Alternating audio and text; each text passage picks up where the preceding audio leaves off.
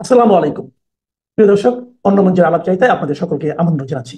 প্রিয় বন্ধুরা, প্রীতি সালাম এবং শুভেচ্ছা নেবেন। ডক্টর ইউনূস মনে হয় যে চাইছে যে ম্যাডাম বোধহয় মরে যাক বা এখনই মরে যাবে।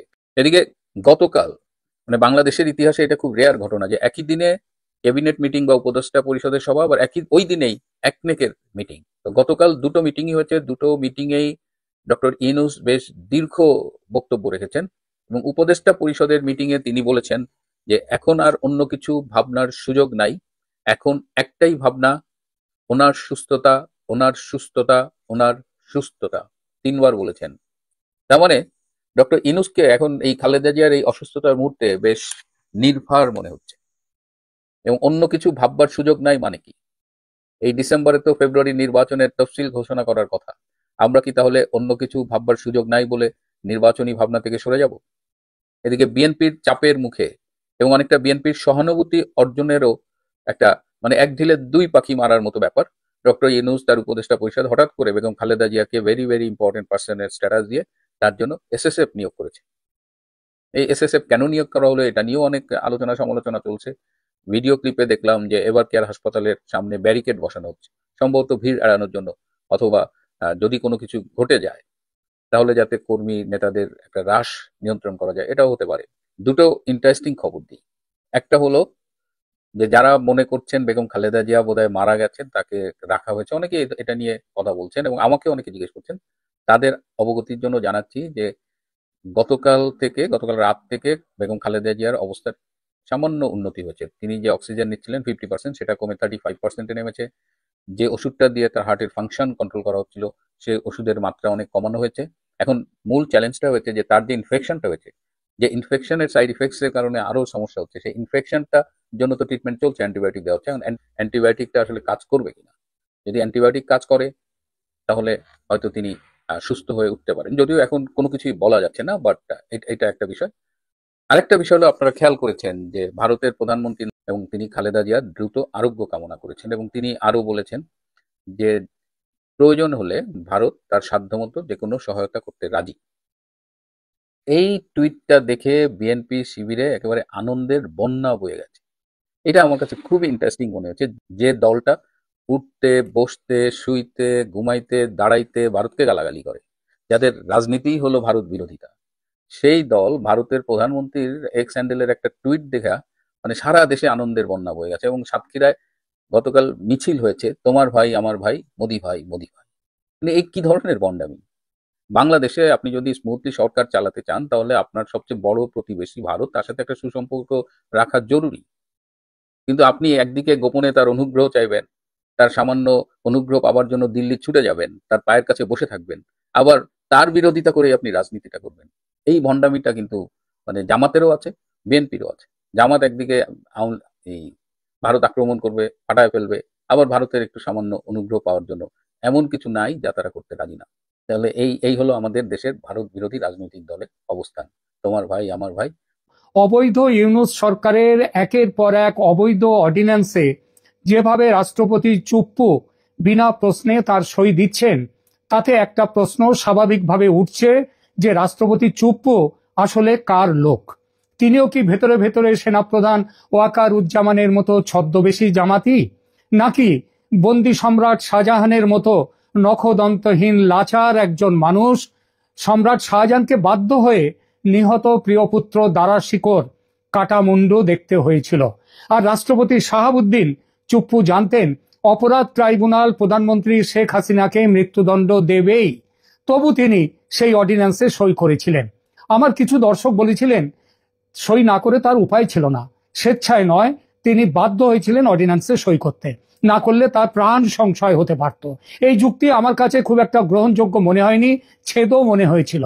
এই ছেদও মনে হওয়ার কারণ, রাষ্ট্রপতিকে মেরে ফেললে ইউনূস সরকারের কোনো লাভ নেই, বরং ক্ষতি।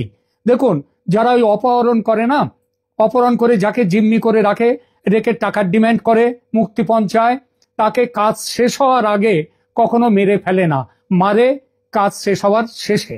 তো বাংলাদেশে ইউনূস সরকারের তো কাজ এখনো শেষ হয়নি, কিন্তু যদি জিম্মি না হয়ে চুপ্পু এই সরকারের স্বেচ্ছা অংশীদার হয়ে থাকেন, অর্ডিন্যান্স জারি যদি তিনি স্বেচ্ছায় করে থাকেন, এই সম্ভাবনা কিন্তু একেবারে উড়িয়ে দেওয়ার নয়।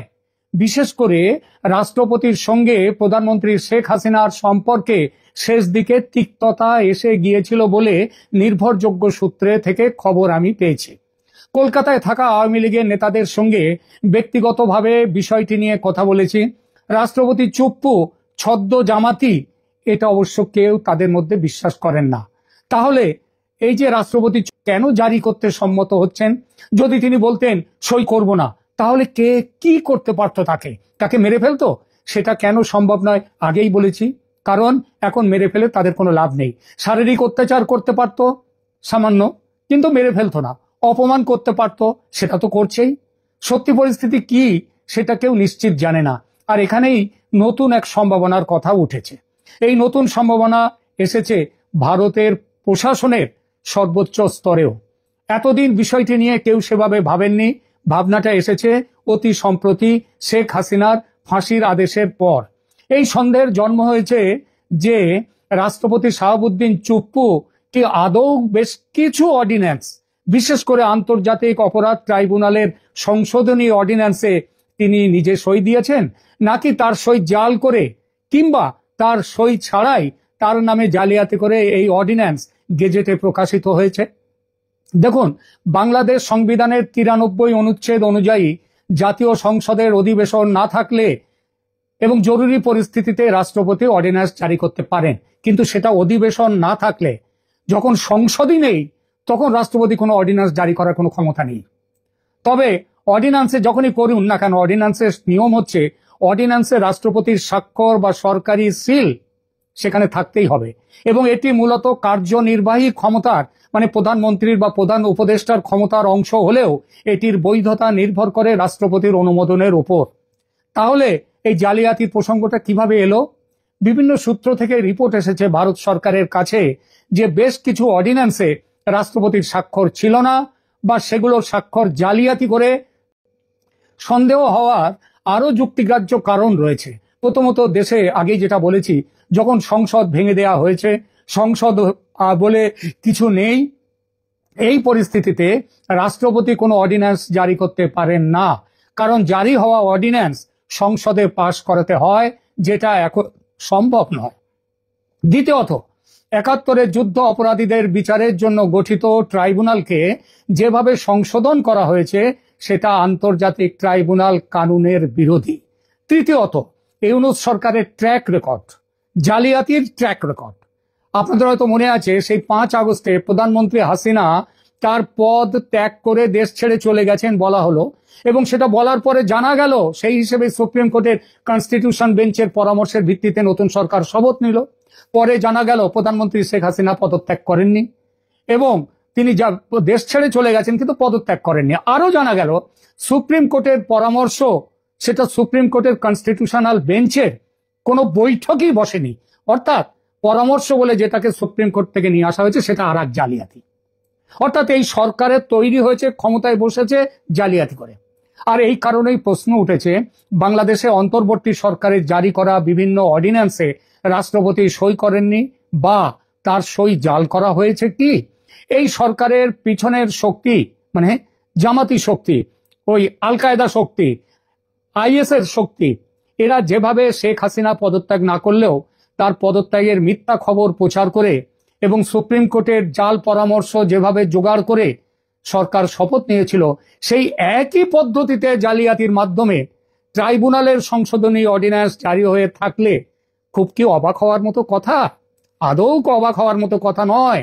নিঃসন্দেহে এই সম্ভাবনাটি গুরুতর ধরনের রাষ্ট্রীয় জালিয়াতি এটা, এবং সেটা হচ্ছে বাংলাদেশের বর্তমান যে রাজনৈতিক পরিস্থিতি এবং যারা এই রাজনীতির এখন ক্ষমতায় আছেন তাদের কাছে এটা খুবই স্বাভাবিক ব্যাপার। এই ব্যাপারে আজ এই মুহূর্তে কোনো প্রমাণ পাওয়া অসম্ভব, কারণ শান্তির নোবেলজয়ী ইউনূস আইন কানুনকে মেঘনা যমুনার জলে ভাসিয়ে তার রাজত্ব চালাচ্ছেন।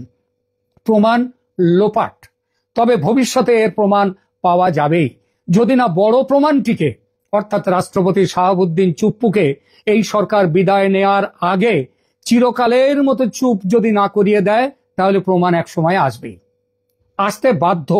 নয়াদিল্লির নির্ভরযোগ্য সূত্র থেকে জানা যাচ্ছে, শেখ হাসিনার পদত্যাগপত্র সুপ্রিম কোর্টের পরামর্শ জালিয়াতি করে এই সরকারের ক্ষমতা দখলের সঙ্গে এবার অর্ডিন্যান্স জালিয়াতির বিষয়টি যোগ করে বড়সড় একটি ডসিয়ার আমেরিকার হাতে তুলে দিয়েছে ভারত সরকার। আর এর পরিণামে নোবেলজয়ী ডক্টর মোহাম্মদ ইউনূসের এই ৮৬ না ৮৭ বছর বয়স তার, এই বয়সের যে প্রতিষ্ঠা তিনি অর্জন করেছেন পৃথিবীব্যাপী, সেই প্রতিষ্ঠা তাসের ঘরের মতো ভেঙে পড়তে বাধ্য। শুধু তাই নয়, বেঁচে থাকলে আগামী দিনগুলো তাকে যে ভয়ঙ্কর জালিয়াতির দায়েও অন্ধ কারাগারে কাটাতে হবে সেটাও নিশ্চিত। এই জন্যেই বাংলায় একটা প্রবাদ আছে, অতিবার বেরো না, ঝড়ে ভেঙে পড়বে। কারণ ক্রাইম ডাজ নট পে, পাপ বাপকেও ছাড়ে না। ইউনূস এবং তার সঙ্গীরা কথাটা মনে রাখবেন। আজকে বাংলাদেশের প্রধান জাতীয় দৈনিক প্রথম আলো একটি সংবাদের শিরোনাম করেছে, যে শিরোনামটা হচ্ছে মাহফুজ সিদ্ধান্তহীন, আসিফের রাজনৈতিক ঠিকানা অনির্দিষ্ট। অর্থাৎ গত বছর 2024-এর জুলাই আগস্টে যে আন্দোলন হয়েছিল কোটা চাকরিতে, কোটার দাবিতে যে আন্দোলন, তো পরবর্তীতে যেটি সরকার পতনের আন্দোলনের রূপ নেয়, সেই আন্দোলনের প্রধান দুই মুখ আসিফ মাহমুদ সজীব ভুঁইয়া এবং মাহফুজ আলম এবং একই সাথে নাহিদ ইসলাম, এই তিনজন ছাত্র প্রতিনিধি হিসেবে সরকারে যোগ দিয়েছিলেন। নাহিদ ইসলাম আগেই গত ফেব্রুয়ারিতেই পদত্যাগ করে আলাদা তারা একটি রাজনৈতিক দল গঠন করেছেন, জাতীয় নাগরিক পার্টি, যে পার্টি এখন ইতিমধ্যে নির্বাচন কমিশনে নিবন্ধন পেয়েছে, প্রতীক পেয়েছে নানা জল্পনা কল্পনার পর। আবার এদিকে নির্বাচন ঘনিয়ে আসছে, ফেব্রুয়ারির প্রথমার্ধে জাতীয় সংসদ নির্বাচন হবে, এটা সরকারের তরফ থেকে বলা হচ্ছে, কিন্তু আমরা বিশ্বাস করি না যে নির্বাচন হবে। এখন প্রশ্ন হচ্ছে যে এই ছাত্র প্রতিনিধি যারা ছিলেন সরকারে, একজন চলে গেছেন আগেই, কিন্তু দুজন এখনো পর্যন্ত আছেন। দুজনের একজন অবশ্য মাহফুজ আলমকে আমরা বহু পরে চিনলাম, যে মাহফুজ আলম নামের একজন ওই জুলাই আগস্টের ওই সময়ের আন্দোলনে ছিলেন, যখন সরকারের অংশ হলেন। প্রথমে সিনিয়র সচিব পদমর্যাদায় প্রধান উপদেষ্টার কার্যালয়ে সংযুক্ত হয়েছিলেন, পরবর্তীতে উপদেষ্টা হলেন, তখন একটু একটু করে চিনলাম। এবং মাহফুজ আলমকে ডক্টর ইউনূস নিউ ইয়র্কের জাতিসংঘের অধিবেশনে গিয়ে এক ফাঁকে এক অনুষ্ঠানে, ক্লিনটন ফাউন্ডেশনের অনুষ্ঠানে, যখন জুলাই আন্দোলনের মাস্টারমাইন্ড বলে পরিচয় করিয়ে দিলেন ক্লিনটনকে, তখন আমরা তাকে আরো ভালোভাবে চিনলাম। যাই হোক, এখন এই দুই ছাত্র উপদেষ্টা আছে, কিন্তু সরকারের তো শেষ পর্যায়ে অবস্থা দৃষ্টি চারিদিক দিয়ে মনে হচ্ছে যে সরকার শেষ দিকে। এখন তারা কি করবেন? তারা কি নির্বাচন করবেন, নাকি নির্বাচন করবেন না, নাকি উপদেষ্টা পরিষদে থাকবেন? এইরকম একটি রিপোর্ট করেছে প্রথম আলো। দৈনিক প্রথম আলোর খবরে বলা হচ্ছে যে ত্রয়োদশ জাতীয় সংসদ নির্বাচনের তফসিল হতে পারে আগামী সপ্তাহেই। শিক্ষার্থী প্রতিনিধি হিসেবে অন্তর্বর্তী সরকারে থাকা দুই উপদেষ্টা মাহফুজ আলম ও আসিফ মাহমুদ সজীব ভুঁইয়া পদত্যাগ করে ভোটের লড়াই অংশ নেবেন নাকি সরকারে থেকে যাবেন, এ নিয়ে রাজনৈতিক অঙ্গনে নানা আলোচনা চলছে। যদিও দুই উপদেষ্টার কেউ এখন পর্যন্ত এ নিয়ে স্পষ্ট করে কিছু বলেননি। তথ্য ও সম্প্রচার মন্ত্রণালয়ের উপদেষ্টা মাহফুজ আলম পদত্যাগ ও নির্বাচন করার বিষয়ে এখনো সিদ্ধান্ত নেননি বলে গত রোববার রাতে প্রথম আলোকে জানিয়েছেন। অন্যদিকে স্থানীয় সরকার মন্ত্রণালয়ের উপদেষ্টা আসিফ মাহমুদ সজীব ভুঁইয়া ঢাকা থেকে ভোট করবেন সেটা আগেই জানিয়েছেন। তবে তিনি বিএনপি, জাতীয় নাগরিক পার্টি নাকি স্বতন্ত্র কোন পথে হাঁটবেন সেটা এখনো খোলাসা করেননি। তার রাজনৈতিক ঠিকানাও এখনো নিশ্চিত হয়নি বলে জানা গেছে। এদিকে দুই উপদেষ্টাকে পদত্যাগ করার জন্য অন্তর্বর্তী সরকারের শীর্ষ পর্যায় থেকে সম্প্রতি আবারও পরামর্শ দেওয়া হয়েছে বলে সংশ্লিষ্ট একাধিক সূত্রে জানা গেছে। এর আগেও গত সেপ্টেম্বরের মাঝামাঝি সময়ের মধ্যে তাদের পদত্যাগের পরামর্শ দেওয়া হয়েছিল, তখন তারা আরো সময় চেয়েছিলেন। এরপর আরো একাধিকবার পদত্যাগের পরামর্শ দেওয়া হয়েছিল বলে জানা গেছে। এর মধ্যে আসিফ মাহমুদের ঘনিষ্ঠ একটি সূত্র জানায় তিনি জাতীয় নির্বাচনের তফসিল ঘোষণার আগেই সরকার থেকে পদত্যাগ করতে পারেন। তবে মাহফুজ আলমের ঘনিষ্ঠ কোনো সূত্র বলছে তিনি পদত্যাগ না করে এই সরকারের শেষ সময় পর্যন্ত উপদেষ্টা পরিষদে থেকেও যেতে পারেন। সেক্ষেত্রে তিনি নির্বাচনে অংশ নেবেন না, আর যদি নির্বাচনে অংশ নেন তাহলে তফসিলের আগে সরকার থেকে পদত্যাগ করবেন। এদিকে প্রধান নির্বাচন কমিশনার গত শনিবার বলেছেন ডিসেম্বরের দ্বিতীয় সপ্তাহে অর্থাৎ আগামী সপ্তাহে নির্বাচনের তফসিল ঘোষিত হতে পারে। মাহফুজ আলম এবং আসিফ মাহমুদ সজীব ভুঁইয়া যে প্ল্যাটফর্ম থেকে উঠে এসে আজকে সরকারের উপদেষ্টা মন্ত্রীর পদমর্যাদায়, তাদেরই আন্দোলনের সহকর্মীরা গত ফেব্রুয়ারিতে এনসিপি গঠন করেছে। আমি শুরুতেই এনসিপির কথা বলেছি, কিন্তু তারা কি আসলে এনসিপির অংশ নয়? এনসিপিতে যোগ দিবেন না, বা যোগ দেওয়া বলে কি, তারা তো এখন সরকারে আছেন, এনসিপিরই আছেন এমনটাই ধরা হয়। কিন্তু মাঝখানে বিশেষ করে আসিফ মাহমুদ সজীব ভুঁইয়ার নানা টানাপোড়েনের কথা শোনা গিয়েছিল, এবং তিনি তার নিজ এলাকায় ইলেকশন করবেন না, তিনি ধানমন্ডির ভোটার হয়েছেন, ইত্যাদি নানান কথা। আসলে কি হচ্ছে এবং কি হচ্ছে এগুলোর উত্তর পেতে হলে আমরা হয়তো, যেহেতু আগামী সপ্তাহে তফসিল ঘোষণার কথা শোনা যাচ্ছে, সাথে বারবার এই কথাটাও বলতে হয় যে তফসিল ঘোষণা হতে পারে। এর আগে 2008 সালের নবম জাতীয় সংসদ নির্বাচনেও কিন্তু 5বার তফসিল ঘোষিত হয়েছিল। কাজেই নির্বাচন কমিশন একটি তফসিল ঘোষণা করতেই পারে, কিন্তু নির্বাচন হওয়ার ব্যাপারে এখনো পর্যন্ত কোনো আভাস আসলে নেই। যাই হোক, আমরা আলাপে ছিলাম যে দুই উপদেষ্টার ভাগ্যে কি হচ্ছে, সেটি হয়তো আমরা আগামী 1 সপ্তাহের মধ্যেই দেখতে পাবো। সেই দেখতে পাওয়ার জন্য আমাদের নিশ্চয়ই এই সপ্তাহ অপেক্ষা করতে হবে। 2009 সালে জানুয়ারিতে ক্ষমতা গ্রহণের পরে ফেব্রুয়ারির 25 এবং 26 তারিখে বিডিআর এর বিদ্রোহ হয়েছিল এবং 25 তারিখের শুরুতেই 57 জন আর্মি অফিসারকে নির্মমভাবে হত্যা করা হয়েছিল। শেখ হাসিনার সরকার সবে ক্ষমতায় এসেছে এবং সেই সরকারকে বিব্রত করবার জন্যই এই হত্যাকাণ্ডটি সংঘটিত হয়েছিল বলেই অনেকে ধারণা করে। যাই হোক, এই নিয়ে তদন্ত হয়েছে, এই নিয়ে আদালতে বিচার হয়েছে, নিম্ন আদালতে অধিকাংশ মামলার রায় হয়ে গেছে। এই তদন্তের সেনাবাহিনীর পক্ষ থেকে যে কমিটিটা করা ছিল তার প্রধান ছিলেন সেই সময় quarter master general lieutenant general Jahangir Alam Chowdhury, যিনি আজকের এই অবৈধ ইউনূস সরকারের স্বরাষ্ট্র উপদেষ্টা। তো আমরা জাহাঙ্গীর আলম চৌধুরীর একটা ভিডিও ক্লিপ দেখি, পাশাপাশি আসেন আমরা একটু জেনে নিই যে 2009 সালে এই বিডিআর বিদ্রোহ এবং হত্যাকাণ্ডে আসলে কি ঘটেছে। আপনারা খেয়াল করেছেন যে 57 জন আর্মি অফিসার মারা গিয়েছিল, তাদের মধ্যে অধিকাংশই ছিল আওয়ামী লীগের সাথে সংশ্লিষ্ট পরিবারের সদস্য। তো সব মিলিয়ে এটা খুব ক্লিয়ার ইন্ডিকেশন আছে এবং বাস্তবতাটা ছিল যে বিডিআর এর সৈনিকদের মধ্যে তখন এক ধরনের ক্ষোভ তৈরি হয়েছিল। এই যে অপারেশন ডাল ভাত পরিচালিত হয়েছিল 111 সময়, সেখানে তারা বিভিন্ন জায়গায় কম দামে খাদ্যপণ্য বিক্রি করেছে এবং কথা ছিল যে সৈনিকরা এই লাভের একটা অংশ পাবে, কিন্তু সেটা তাদের সাথে দেওয়া হয়। এছাড়াও অনেকের বিরুদ্ধে অভিযোগ ছিল তারা সৈনিকদের সাথে ঠিক ভালো ব্যবহার করছে না। সো এইসব কারণে এই বিদ্রোহটি হয়েছিল এবং এই বিদ্রোহের সাথে তখন বলা হয় যে সেই সময় স্থানীয় বিএনপির কিছু নেতা হাওয়া দিছিল আর কি, এটা সার্কামস্টেন্সিয়াল এভিডেন্সে মনে হয়েছে। তো সেই অবস্থায় হঠাৎ করে এই ডক্টর ইউনূস অবৈধভাবে ক্ষমতা দখল করে আবার এই প্রহসনের একটা কমিশন করে দিয়েছে এবং কমিশনের প্রধান ছিল এক সময়ের বিডিআর এর